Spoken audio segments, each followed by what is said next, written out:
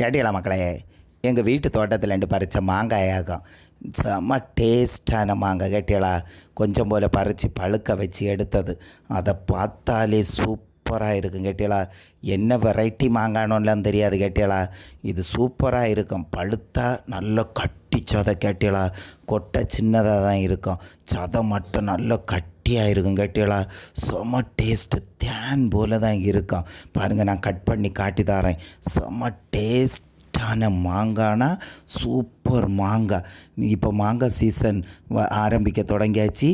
கடையில் எல்லாம் மாங்காய் போட்டிருப்பாங்க. நல்ல மாம்பழம் பார்த்து நல்லா வாங்கி சாப்பிடுங்க.